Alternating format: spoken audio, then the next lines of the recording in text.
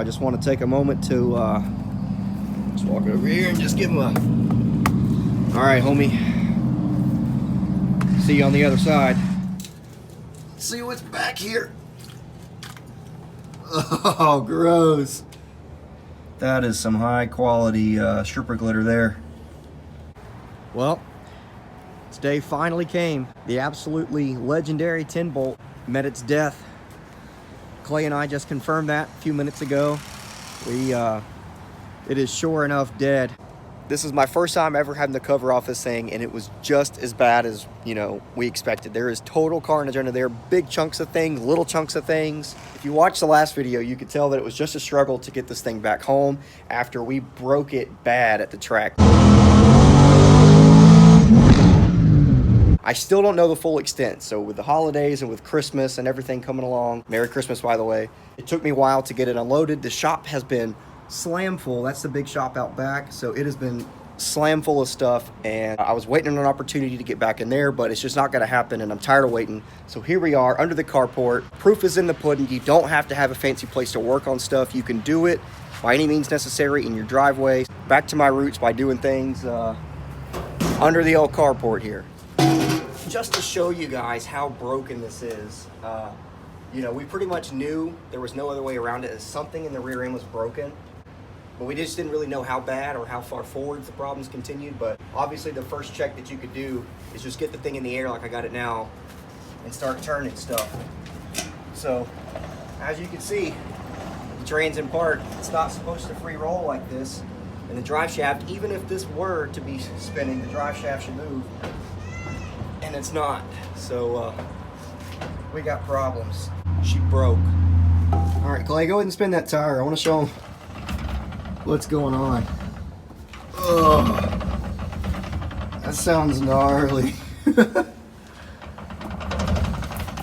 Gross. Just want to stop, take a moment of silence. The 10-bolt in this truck has survived more mud, more hell, more launches, more burnouts than any 10-bolt ever deserved to have seen. So I just want to take a moment to just walk over here and just give him a... All right, homie. See you on the other side.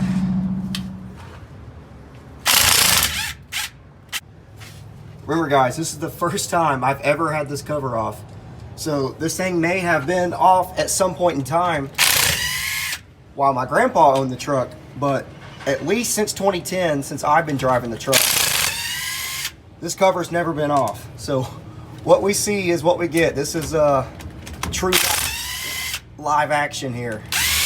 What do you think's gonna come out, Clay? A whole lot of nutting. A whole lot of nutting?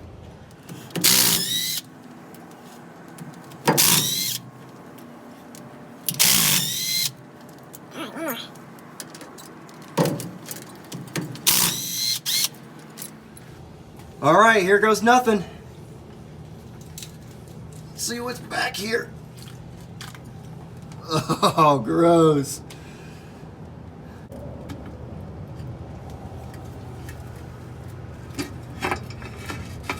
Oh, I'm kind of surprised there's even fluid in it.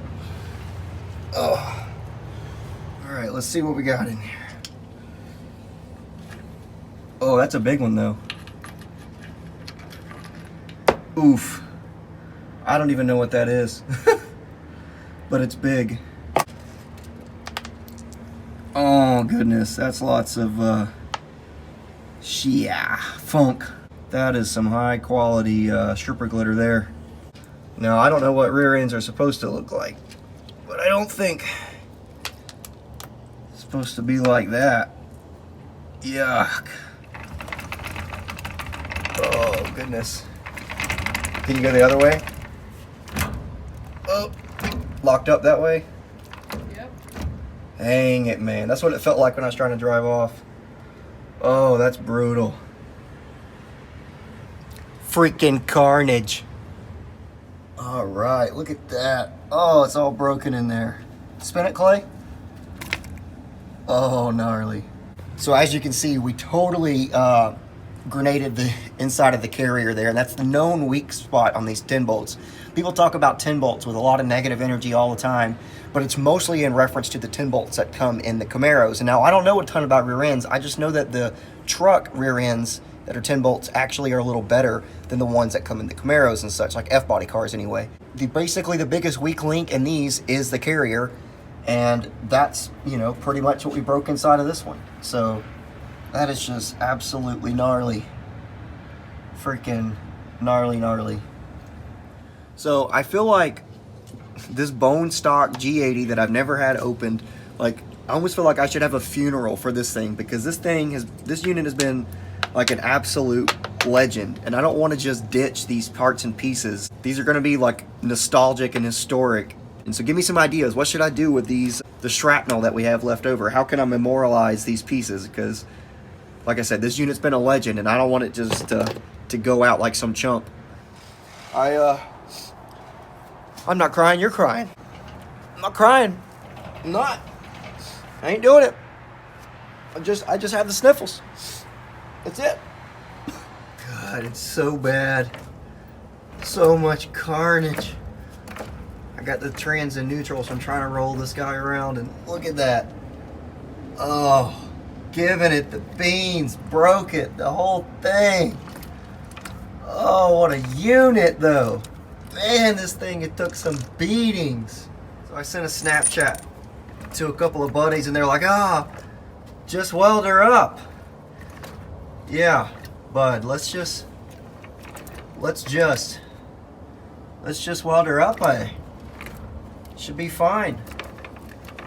Should totally be fine. So working under the carport is just absolute proof that if you want something, literally the thing holding you back is how bad you want to do it. It's nothing else. Nothing else is holding you back as bad as how badly you want to do something. And so there's a laundry list of reasons that could have stopped me from working on this thing. It's cold outside. I don't feel great. The shop is full, yada, yada, yada. Like, the thing is broken. It's broke the last 4 or 5 times I've been out with it. But that doesn't matter. What matters is what can I do with this thing? How far can I take it? How well can I race with it? How bad do I want to hustle? How bad do I want to race anyway? That's what matters. Instead of using those excuses and holding this thing off and putting it away and like forgetting about it until the new year whenever I have more motivation, no, like, my motivation is all the time. It doesn't stop. It doesn't run out just because I've had a string of bad luck. And it's not even bad luck. 2020 has been a phenomenal year for racing for me. So what? I popped a coupler. I killed a rear end. That's been an absolute legend. Those things are so insignificant. It doesn't matter. The whole thing, like I said, that matters is just doing. It's hustling and it's racing anyway, because that's what I'm going to do. So I'm going to race, period. Instead of crying about it, I put my freaking truck under the carport, I'm tearing into it, and I'm working on it, and I'm sending that rear end to Valhalla. Some way or another, I don't know how I'm going to do it, but that joker's keeping memorialized because it's been a trooper. So, I'm digging Z71. Thanks for watching. I'm out here hustling, trying to race anyway for you guys. I hope you're doing the same. We will see you next time. I just keep spinning, and I keep thinking I'm done, and it just keeps getting worse the further around and around it goes. Barely grabbing now. Oh, what a mess. I just want you guys to know that this fluid smells exactly as bad as you suspect it does. Oh, it is rank. I get this stuffed up and freaking nose, and I can still smell it. It's disgusting. Oh, I love it.